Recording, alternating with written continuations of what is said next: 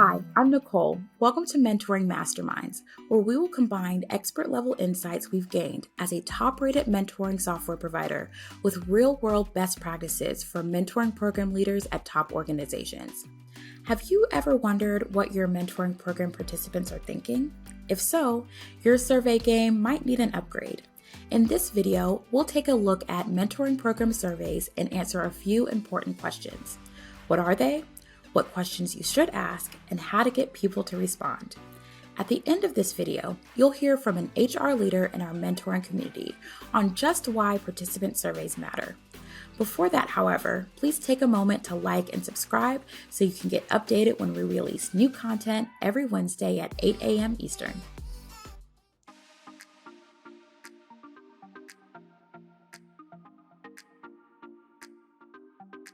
Let's start with the big idea. What are mentoring program surveys anyway? When you launch a mentoring program, ideally, you've planned ahead on how you will collect and analyze success data. Quantitative data usually comes in after the program has ended. That kind of data, such as retention and promotion rates for mentored employees, can help prove the value of the program long term. Qualitative data, however, is the kind of data you need right now to make sure your program participants are getting the best experience. Surveys help you tease out the qualitative data you need to make mid-cycle changes and maximize the impact of your program on your participants. Mentoring program surveys can be used to collect some quantitative data, such as self-reported hours spent in mentoring engagements.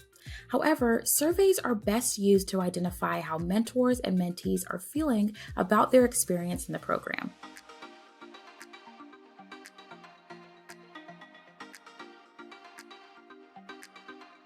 Now that you know what mentoring program surveys are and why you should send them, here are 5 questions you should ask that will get you actionable qualitative data.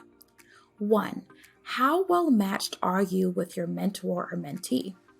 This question is great at getting an idea of how effectively a mentor or mentee believes they are matched.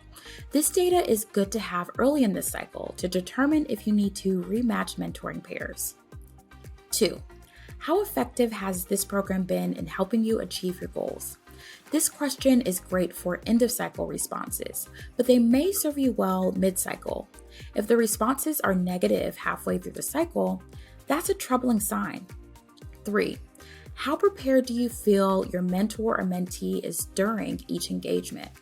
This question can help you get a good sense of whether you need to provide more training for your mentors or mentees. The more prepared each participant is, the better those engagements will be. Better relationships will produce better quantitative outcomes. 4. Are you satisfied with the resources you have been provided with this program? Not every program will need additional resources. However, if your mentors or mentees feel inadequately prepared, they may need more resources than you've provided. Sometimes even programs that are intended to be organic or unstructured still need some scaffolding. 5. Would you recommend this program to others? This question is short and sweet, and ideally, you get high scores. When participants feel satisfied enough to recommend others to enroll, that's a sign of a healthy program.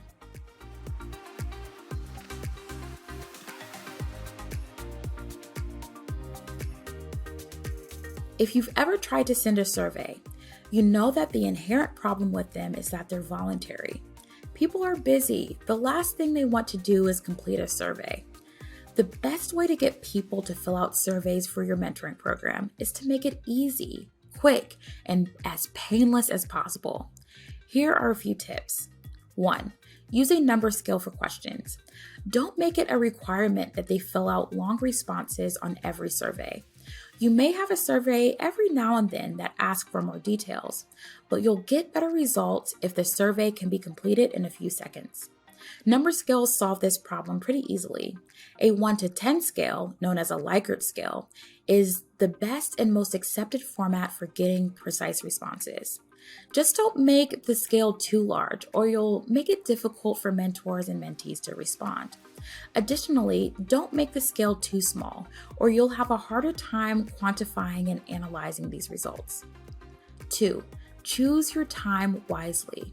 Send your surveys at a time that will get the most responses. You may have to play around with the timing, but you hopefully have access to data that can inform you on what time works best.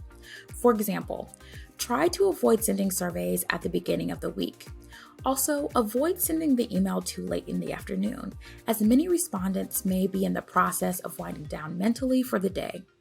Finally, consider automating your surveys. Use software that allows you to create, schedule, send, and analyze survey data with minimal friction. At MentorcliQ, the tool we use to help clients get the most out of their surveys is called QuickClicks. The following video offers some insights on how an HR leader in our mentoring community has put QuickClicks into practice. What do you do to encourage your participants to participate in QuickClicks? Yeah, so the first thing that we did is we explained what QuickClicks were when we launched the program and why they were valuable, how we use the data to understand the health of the program, understand their satisfaction with it, and also get an idea on what general topics folks are talking about. And that may help feed our webinar pipeline with topics that we might want to focus on based upon that feedback. So we kind of build a little bit of a case for why they would want to spend, the 90 seconds it takes to actually fill one of these out. And then when the QuickClick emails come out, we post a reminder on Yammer on that day shortly after we get the emails that goes out to our whole program, as well as all of our mentors, the managers of our field program participants. Everybody subscribes to that Yammer feed. About a year ago, we transitioned away from email to from a mass communication vehicle for all of the folks that are in our program and tangentially touch it. So Yammer is our main vehicle for reminders. So every month, either on the first or the first workday of the month, we're kicking out that reminder. Do you know how your mentoring program participants feel about your programs? If not, it's time to send some surveys. Mentoring program surveys can help you take the pulse of your programs. Sending them regularly will give you qualitative insights that can help you improve program structure or relationships long before you get that post-cycle data. If you found this video helpful, be sure to like and subscribe to get more insights like these. And make sure to follow us on LinkedIn and visit us at MentorcliQ.com for even more detailed content on mentoring best practices.